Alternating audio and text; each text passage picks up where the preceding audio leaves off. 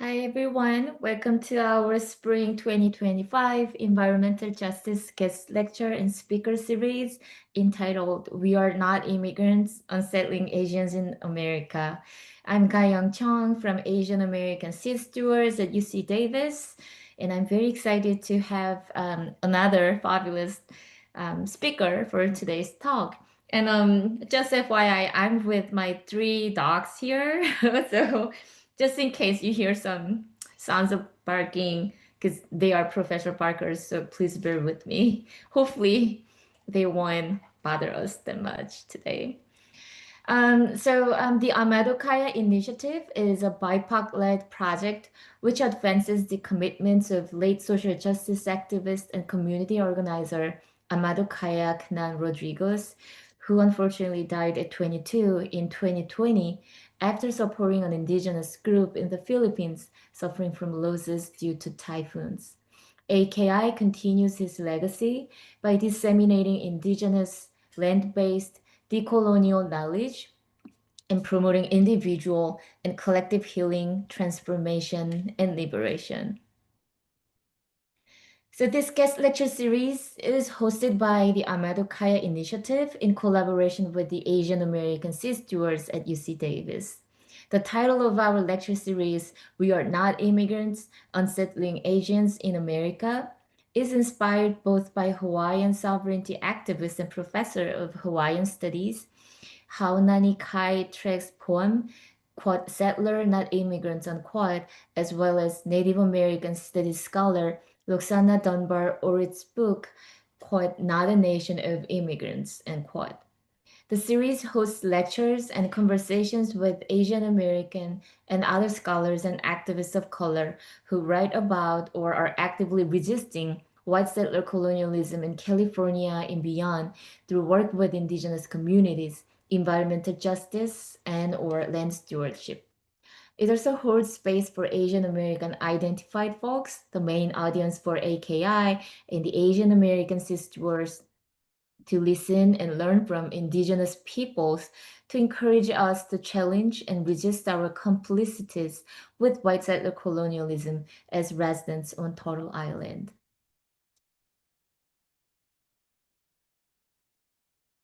So our series will learn from April to June with specific dates and speaker information to be announced periodically. Now we have one more talk, the finale speaker series remaining this month, so please stay connected.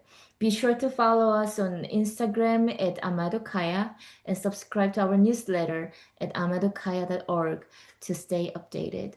If you liked this series and want more, please consider supporting us by donating. Donations allow us unrestricted funding to continue our programming in environmental justice, indigenous solidarity, and more, especially in the context of attacks against ethnic studies right now. Now I'm very excited to introduce today's speaker, Avery Hulog-Vicente. The title of the talk today is quote, Handmade Movements, Zines for Collective Care, unquote. Avery Hulog-Vicente, she, her, is a Filipina-American writer, artist, mental health advocate, and passionate zinester based in Sacramento, California. Through her artist name, gale.minna, sorry if I inaccurately called it. Avery creates and publishes zines that explore themes of mental health, self-determination, cultural identity, and diasporic belonging. Her work blends original poetry, short stories, and digital illustrations, offering readers intimate glimpses into complexities of healing, resilience, and heritage. Rooted in a healing justice framework, every zines are an offering toward collective care, cultural connection, and reclaiming rest, joy, and storytelling as forms of resistance and liberation. So please now welcome today's speaker, Avery Hulog Vicente. Hi everyone, thank you for being here. Let me pop up these slides and thank you for the introduction, Dr. Chang. Me.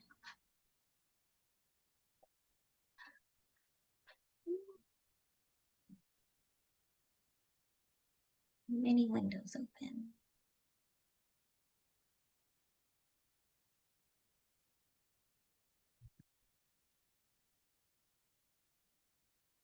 All right. Are we able to see this okay? Great. And I'm not able to see anything here. Okay, so the other thing too is there's a few moments where I think I noticed some folks who introduce themselves are already familiar with zines. So there's moments where I'm going to ask if you can, pop your own ideas into the chat, which I won't be able to see, but we'll see at the end. So please pop those in anyway. Um, okay, so thanks so much for taking the time to spend this afternoon with me. And I also appreciate Madokai Initiative and UC Davis for providing me this platform to share more about my art and the work of other artists over the next hour or so. Um, Again, my name is Avery Hulog-Vicente and my pronouns are she, her. I'm a writer, I'm a mental health advocate, and I combine those perspectives and skills to my art. The one influences the other. I'm a writer that's inspired by my mental health advocacy, and my writing fuels my mental health advocacy. And so a lot of my work I distribute in the form of zines. I distribute them in other ways too, but my favorite way of sharing my work is through zines and zine making.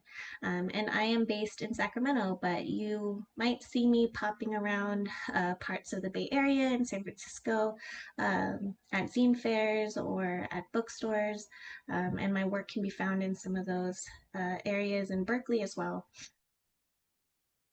So I'm really excited to share the world of zine making with you. I've been publishing and sharing my own zines for about maybe 5 years, but I've been a collector for a lot longer than that since I was a teenager. I might not have all of them, but I've been buying zines and collecting zines and um, exploring zines since then. Um, and there are a lot of aspects of zine culture that really speak to the themes of this speaker series, which are environmentalism, decolonization, and cultural identity. And so I want to be sharing how participating in DIY publishing or supporting DIY publishing, um, this is a way that we can distribute art, stories, knowledge, exchanging information, while also challenging these systems that we have in place that really disconnect us from one another and from um, from our land and from um, practices that are sustainable. And then before I really get into anything, I really want to preface that I've learned about zine culture and its history and gotten to know its community from other zine makers. Um, there are places where you can read about it, you can find stuff on the internet, but it's really from learning and being in these spaces that I've learned to understand and appreciate and am able to digest and share this information with you. So in true fashion, I will be using and highlighting the work of other zine makers, other artists throughout this presentation because they are examples of why this is a decolonial practice, why this is a sustainable practice, and why this really opens up opportunities for different walks of life, different folks who are coming into their cultural identities or want to share their experiences or lived experiences. And so at the end of this presentation, I put together a list of resources where you can find and support the work of zine makers, other artists that I'll be highlighting in this presentation. Many of them are artists, community organizers, writers, activists, academics that are doing great work, and they use zines as these vessels to make their work more accessible to other people, or find ways to distribute it and make it so that other people can share without gatekeeping knowledge to this stuff.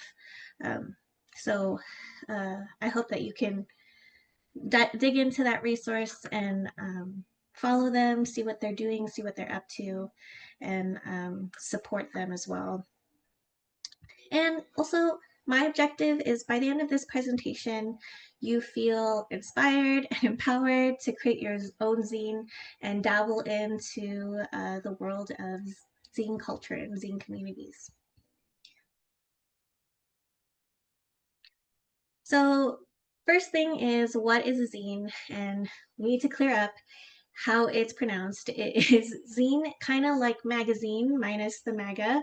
And what they are, if you already know what a zine is, or you're a collector yourself, please add to this conversation. There are so many ways to explain what a zine is, but feel free to pop definitions into the chat. Um, but they are essentially self-published creations. They could be physical, sometimes they're digital, but I think mostly we see a lot of them in its physical form and paper form. Um, and they're really rooted in do-it-yourself culture. So the people who create zines or publish them were using home printers, we're using community printers, community publishers, community copying spaces, community risographs, and for those who are extra crafty, they're using materials like recycled paper, recycled binding materials, and for those who are extra crafty, even using handmade paper. I've seen some really delicate pieces that were made from handmade paper, seed paper, really beautiful ways to make them sustainable.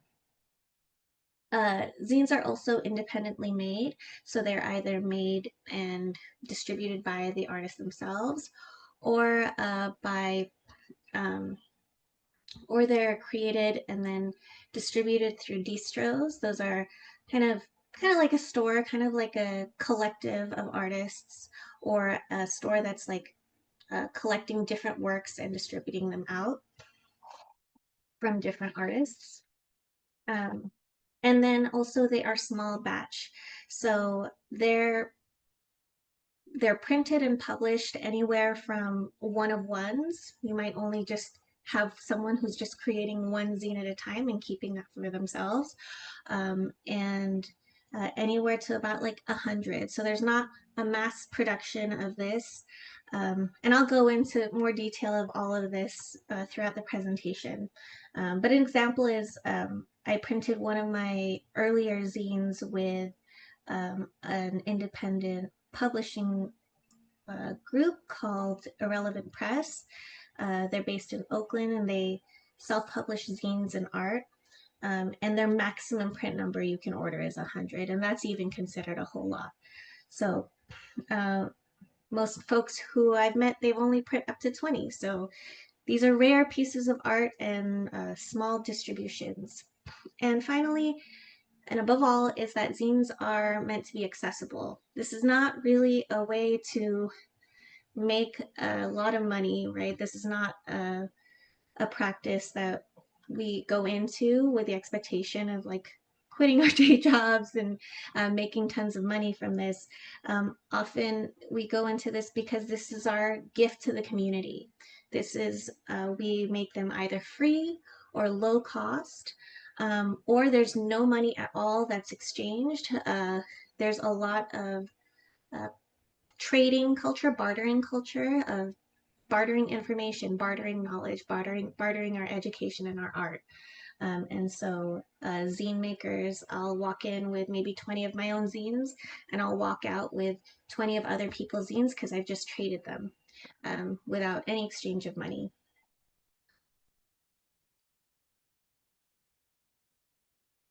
And so what topics do zines cover? Um, the limit does not exist. Zines can be really about anything, and I'll just crash through a whole bunch of zines that I wanted to show you from my collection. Um, they can feature art. This is a beautiful zine of made by a Filipino-American artist, and it's just their watercolor art called No Words, Just Feelings. They could be about personal stories, or when we categorize personal story zines, we call them perzines. And this one's called Being Queer Saved My Life. And this shares a person's lived experience of embracing their queerness. It could be as personal as this.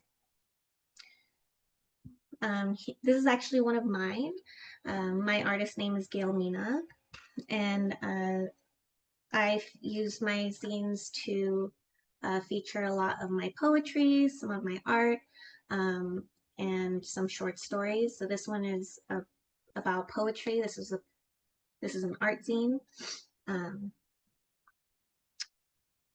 you can be sharing your experiences with food. You could provide recipes. You could share your reviews on food. This person highlighted their memories that are tied to their food that they've had with family and friends. Um, a lot of folks who are photographers share their zines, share their work through zines, kind of like a portfolio, but they also can use these spaces to tell a story. Um, Another one is you can make a how-to zine. So uh, this one's I actually keep in my purse because it's a nice small compact one, and it just highlights skills for uh, tools for managing your anxiety, just like little exercises you can do when you're having anxiety. And I actually bought a couple of these so that I could share them with friends. A lot of zines are very art focused, so there's a lot of folks who make comics. And this is where we go into more of the activist community organizing spaces.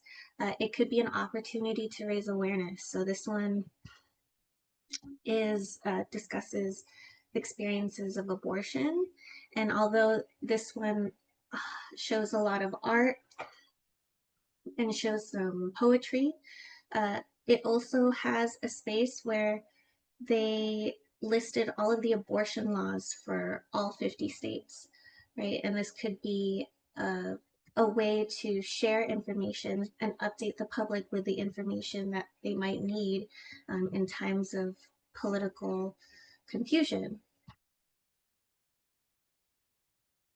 Um, One of my favorite ones, this one's called The Revolution Needs Quiet, Sensitive People Too. Zines can be used as a call to action to mobilize the community to act.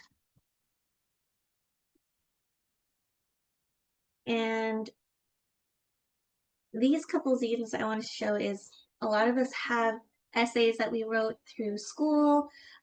We have put a lot of research and a lot of passion into some of the stuff that we've worked on, and a zine can be a vessel for sharing that work, right? Is those essays that we've had that you really felt passionate about what we wrote and what we found and wanted to share that information and wanted to distribute that, and it could be an opportunity to do that. And so these are a couple that I have in my own collection. Uh, the one on the left is Radical Receptivity, Fostering Intimacy After Trauma. They put a lot of research into that essay. And the other one I actually found during a trip to the Philippines. So you can actually find zines everywhere um, around the world.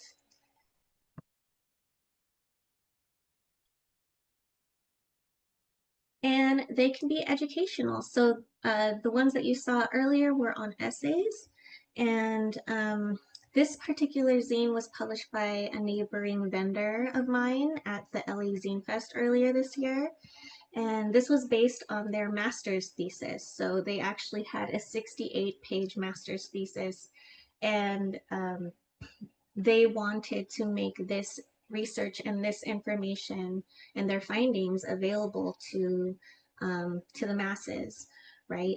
So this is not a 68-page zine. They actually downsized it so it could be easier for people to read, and it could be something that they could distribute to other people, and that they cut out a lot of academic jargon so it was more accessible in terms of language. Um,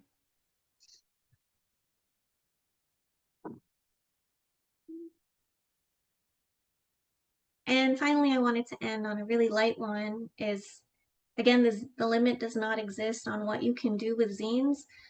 This is a zine of someone who wanted to show their outfits that are inspired by Animal Crossing. So they can be about anything. So who makes zines? Who is in this community? Uh, this picture is actually from LA Zine Fest, which took place in March. And I'm actually right here in this sea of people. Um, but there's so many people here. And I've met people in the zine community from all walks of life.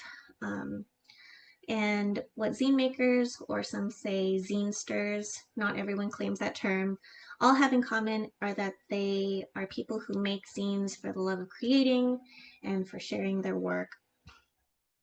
And again, these are not exactly profitable pieces of work. The cost of zines can range from free to low cost, or they're used to trade. And again, these are ways that we give gifts to the community, that we can exchange ideas, exchange our art, exchange our work, exchange knowledge. And I wanted to also highlight a page from one of the zines that I scanned in here. And they offer this safe, independent, collaborative platform for underrepresented voices. And this is a medium that is fluid and intersectional. Um, and there aren't a lot of rules in the zine world, but this might be actually one. This might be one rule, is that we make it accessible and safe for self-expression.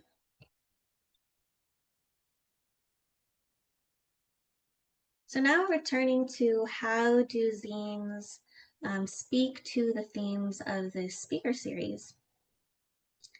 I wanted to go into environmentalism. So as mentioned before, zines are not mass produced. They are usually printed in small batches. And some different ways that people have printed and produced their zines is through home printers, risographs, small or independent publishers or local printers, community print spaces like libraries, um, or they are digitally distributed. Um, and they are small batch, so they're anywhere from about 1 to 100, and if there's more, usually they're producing to share for free. And zines resist overproduction and waste. Creators are very mindful of the resources that they're using when they're creating or they're printing their zines, and it has a low carbon footprint because of that. Um,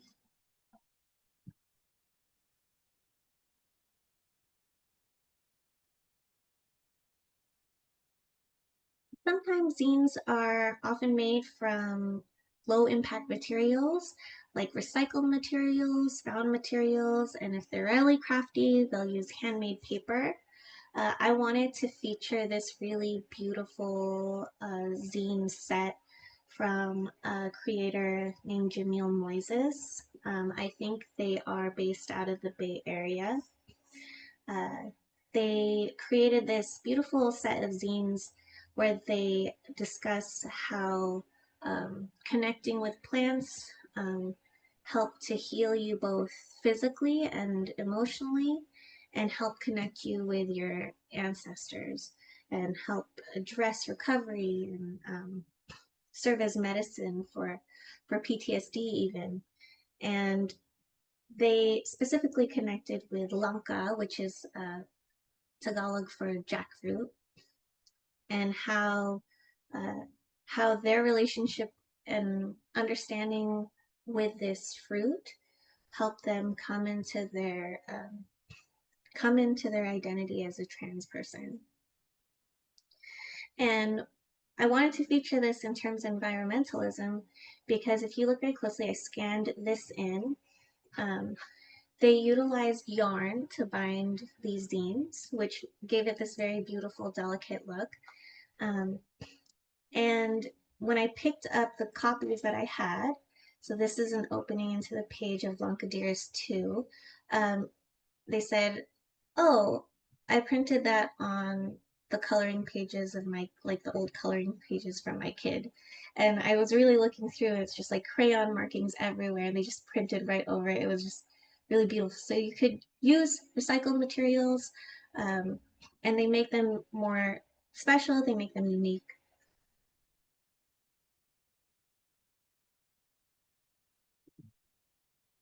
So how do zines relate to decolonization?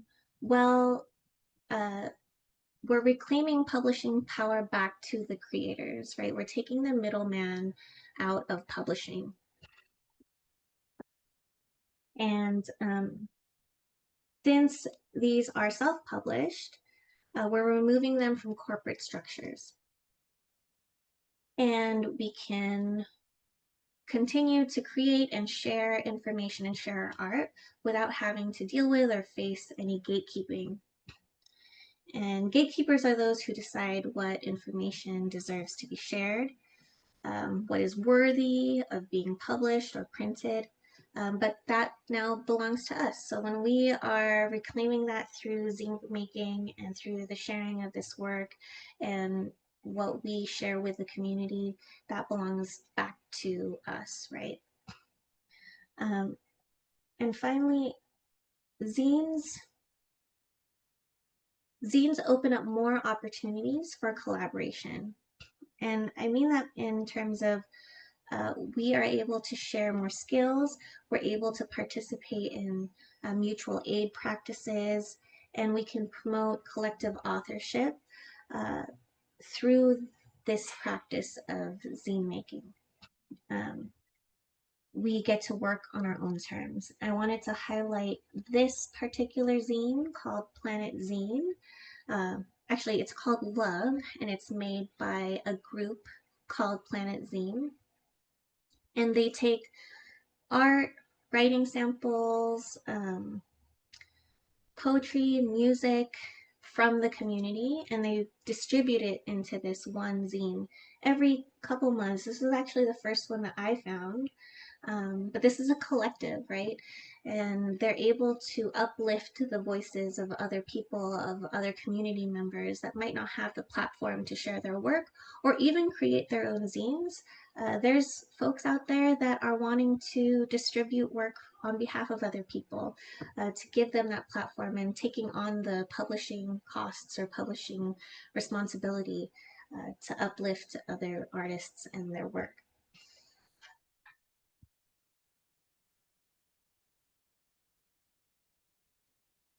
The third theme, how do zines return us back to community? How does it promote community care? Um, we've gone through all the different types of zines, but I wanted to zero in on um, types of zines that help promote supporting one another, uh, promote healing, promote skills, and we do this because we do this in a way that zines increase accessibility, right, to information and to accessing information that we might not have otherwise. Um, so it decentralizes information into a way that we can distribute it on our own terms. And it removes barriers like academic language or financial burdens that may make it difficult to have access to learning this information, learning the knowledge that folks want to share. So I wanted to show one example. This one is called Dependence by Christina Tran. And this is just one page of her zine, but she breaks down psychological terms like interdependence, independence, codependence, in ways that can be digestible, in ways that we can share that information with other people.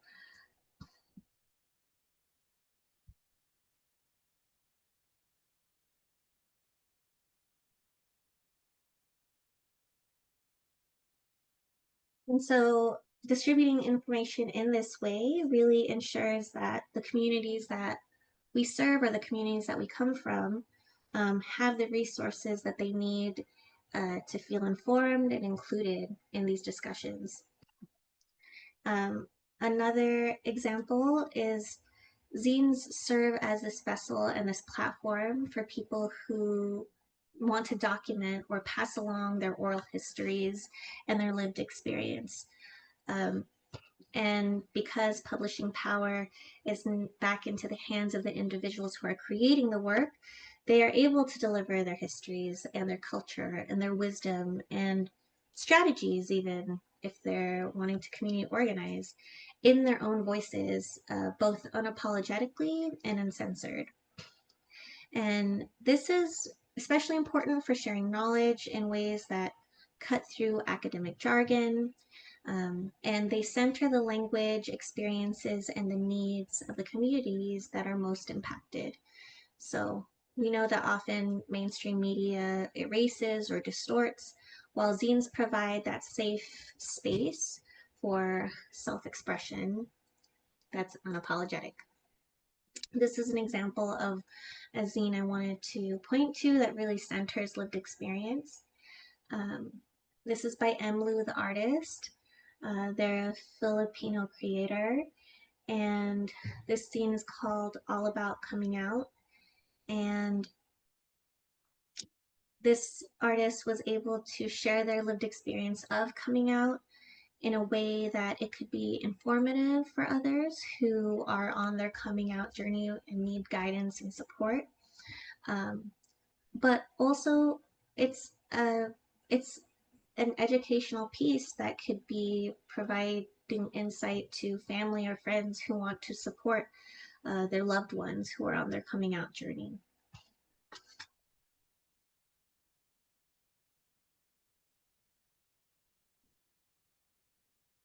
And finally, um, zines are vessels that support mutual aid and movement work.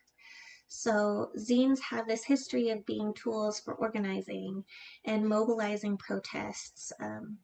They can be spaces for sharing safety practices and distributing community updates. And they also can serve as resources to strengthen grassroots networks, as they can be created and distributed collectively. So maybe I have this zine that is to provide know your rights when ICE comes knocking at the door. And this is something that maybe I can create, and then I might have friends that are over in LA that I want to share this with, so I can send them the PDF, they can print, and they can pass it around. These are ways that we can move information, and even digitally, but when it's on paper, it could be something that people keep in their back pockets, or for people who don't have access to computers or technology.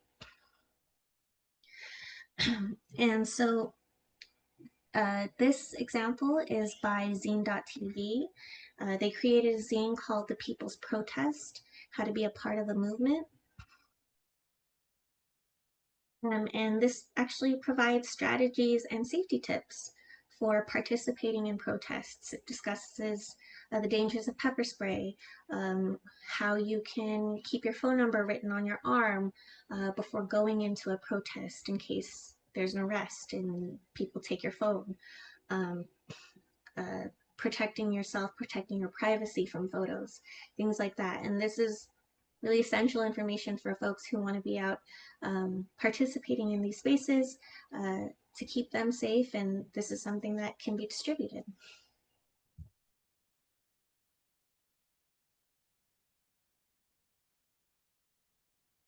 So all of this leads me again to calling each of you to start participating in the zine community in some type of way for any of the reasons that I mentioned.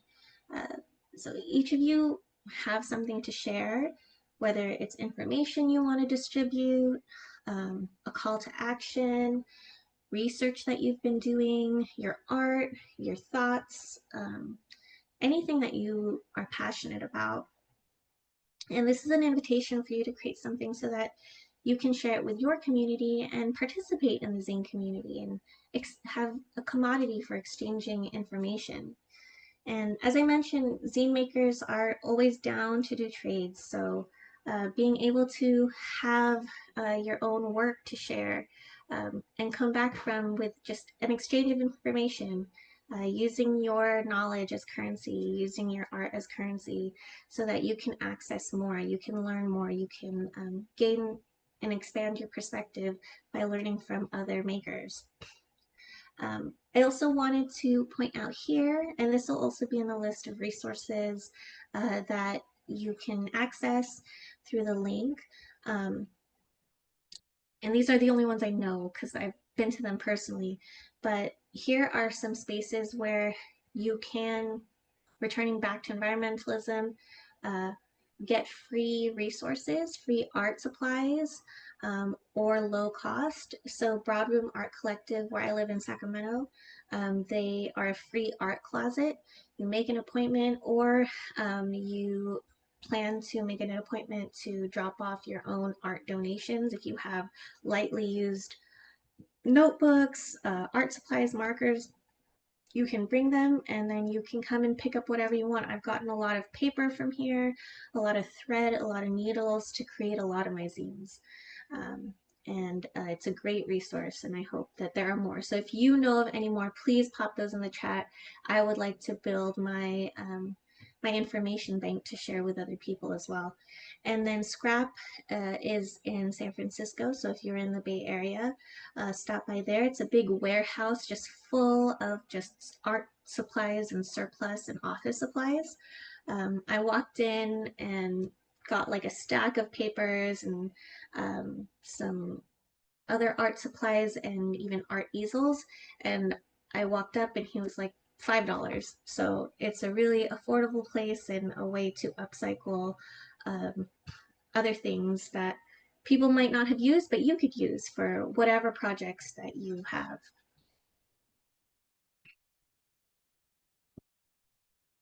So where do we find zines? Um, well, first there's zine fairs. You can go to zine fairs or zine fests. This is me at Sacramento Zine Fair last year. Uh, and that's actually a great place to make trades, to meet with people, to check out their work. Some upcoming events. I actually have not listed this in the resource list, but you will have access to a PDF of these slides. So if you wanted to pull these events, feel free to take notes of them now or check out the link. Enjoy Zine Festival will be at the Medicine for Nightmares bookstore in San Francisco on July 27th. There is a virtual zine librarians and conference if you want to learn more about zine culture and zine practices. That's going to take place August 2nd and 3rd. San Francisco Zine Fest will be Labor Day weekend. And San Diego Zine Fest, which is a little far, but if you happen to be in the area or want a reason to go out there, um, uh, there's a lot of reasons to go out to San Diego, but you can also check out their Zine Fest, which will be October 18th and 19th. There are a lot of places where you can find zines as well, independent bookstores and shops. A picture on the left is Pegasus Books. Some of my work is featured there as well. They take zines on consignment. So if you make your own zines, go to Pegasus Books. They are always willing to hold shelf space for makers.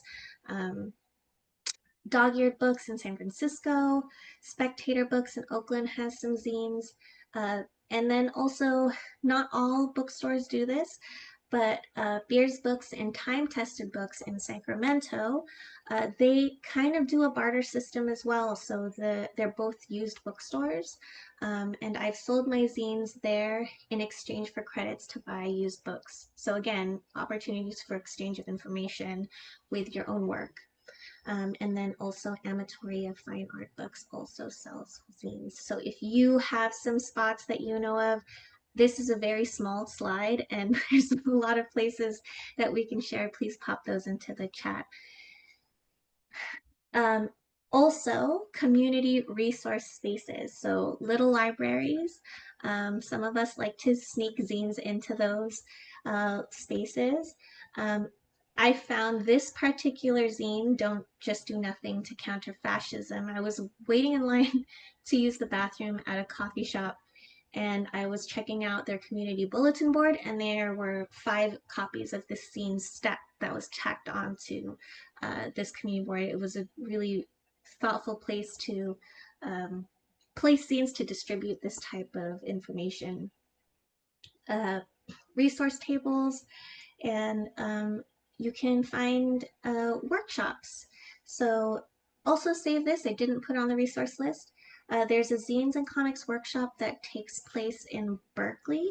You can find it on their Instagram at Oakland Creates. It happens every few months. It's not monthly, but I think it's probably quarterly. And it's free. Free if you've never made a zine in your life, they provide materials as well. And it's just a great opportunity to meet folks. And then there's a 2-day workshop called Cultural Guerrilla, hosted by the Reprographics Print Room in Berkeley. Um, and this particular workshop is about political commitments as artists in the community, and you'll actually walk out using the risograph and making your own printed artwork. And then also just like get to know zine makers and see how you can make zines that are more politically oriented. And finally, you can find some zines online. There's digital downloads out there. A lot of zine makers have Substacks that you can subscribe to. And then, of course, social media accounts. Okay, so I think that was past 30 minutes, so apologies for that. Um, if you have any questions, if you want to trade zines with me, if you want to check out my work, email me. The business that my partner and I own, our art business, is called Studio Demili. You can email me there and I will take any questions. Thank you so much. This is such rich and inspiring talk. I really appreciate it. Um, Let me open to this floor questions. Do you have any questions or comments about today's talk? Please feel free to share your thoughts by unmuting yourself, or yes, Harmony, please feel free to unmute yourself and share your questions or comments. Hi, that was a really great presentation. Thank you for sharing that. So what I wanted to know, because I noticed that there was a lot of repurposed materials in there, like repurposed like images, and I wanted to know, like, is there any issues with copyright? Like, if you're using materials that was repurposed from another person's art or photographer, or something, like, do you cite the source, or is it because these are like not published in bulk or making a lot of money, do you just not worry about it, and usually those artists don't come after you? Yeah, I think that that varies from maker to maker.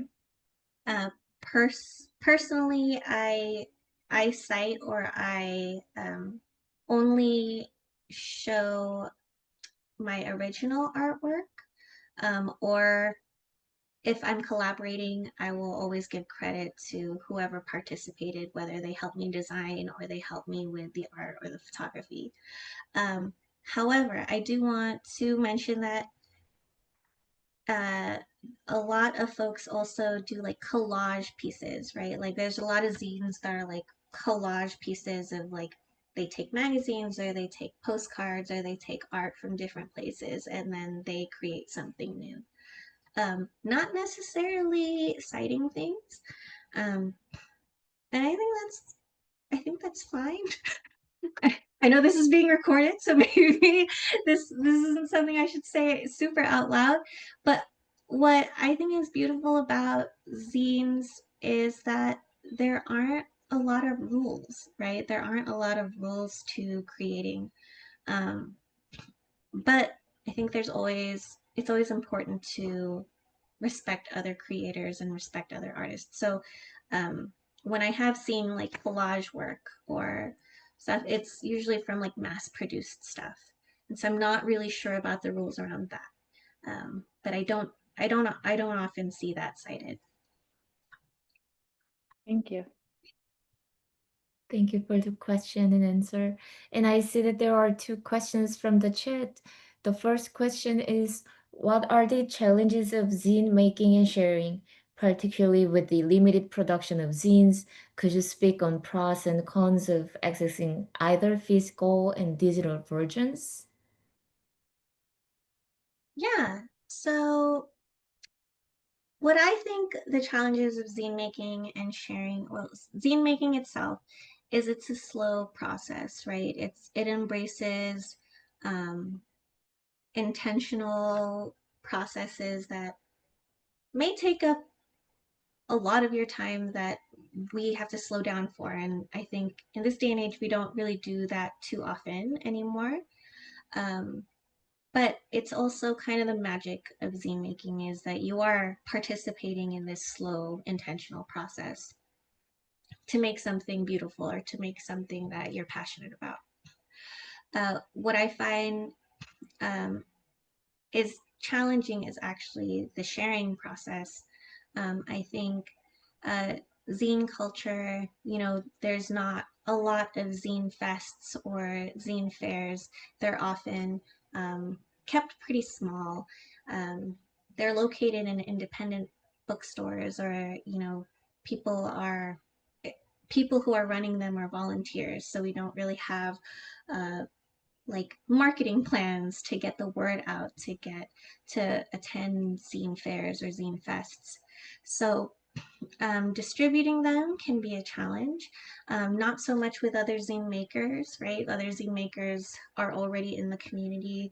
I tend to see people that I've met before in these spaces. But I think it's trying to get the information to people who could really benefit from that. And I think that that just takes extra work, extra hands. For example, a friend made a zine kind of discussing how uh, there's been a ban on certain words that qualify for federal grant funding for research, right? Earlier this year, providing basically an update on this thing that affects academics. Um, and she created this zine within a couple days of this happening because she wanted the information to get out there to other people too. And don't really know, it's a slow process as well of getting paper information out to folks. I think it's easy to get things out digitally. It moves a lot faster. It might disappear a little faster or like it might be passed over faster. But for paper stuff, kind of passing them out, putting them on community bulletin boards, that is a lengthier process though, as well. But again, another slow, embracing a slow intentional process. And then the second question, any experiences with environmental justice and Indigenous solidarity via, I think I might miss the rest of that question. Um, if that is, there's a second part to that. Can you please pop that in? Okay. Right? I think that's it. Oh, okay. Just to touch on the activist aspect of zine making. Yeah, I just wanted to kind of point back to there are no rules in creating these formats and the design and the content of this information, except that the rule is you need to create a safe space for yourself, and it needs to be something that is inclusive. And so I think with that type of perspective and mindset going into the zine community, knowing that there is it's already set in kind of an activist mindset.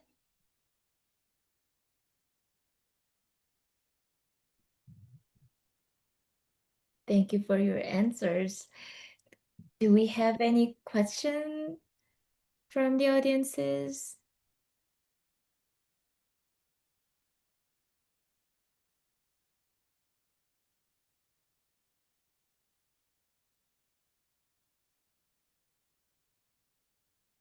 So I have the a question. favorite zine or top 5, I don't have it in front of me right now, but there was a creator who she made a zine that she dedicated to her 2 daughters, and it's called "Oh the Places, Oh the People You Will Bone."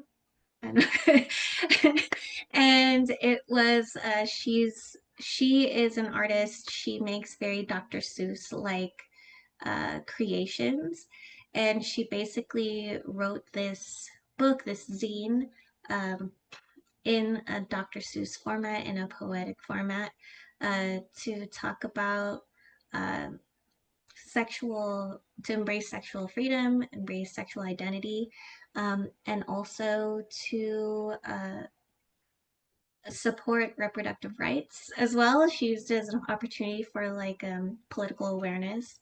That would be my number one favorite. Uh, and the top, there's 4 more. I want to say that a few of them I featured here as well. Lanka Dearest is one of them. Um, and then some that my partner made for me. He made me a few zines. They're one of ones as well. They're just I know you're a dog person, Dr. Chung, and he made like a story of my dog and my cat in space. So that might be my number one. Yeah. How lovely. I really want to see that one. Sounds great. If we don't have any other questions, because I said that this is now like 1 p.m. and we will have another section on podcast interview. So I'd like to check one more time if there is any questions from the floor. Carolyn Wong says, "Zines sound like such an intimate experience." Yes, I agree. So much love. Yes, for sure. All right, then before we wrap up today's talk, uh, Avery, do you have any like last message that you want to share with the audience? Because we have many viewers who may watch this recording afterward. So if you have any last like message that you want to share with them, I would appreciate it. Yes. My message is please, please create work. Please participate in this art of creation, and share your work. Like, I want to see it. Don't put too much, don't overthink it. Just create stuff, and share it with me, because I love to trade as well. So reach out to me. What is the best way for our audiences to contact you? Yes, through my email address. It's studio demili@gmail.com. That's the best way to get a hold of me. And yeah, reach out to me and we can trade work. Sounds great.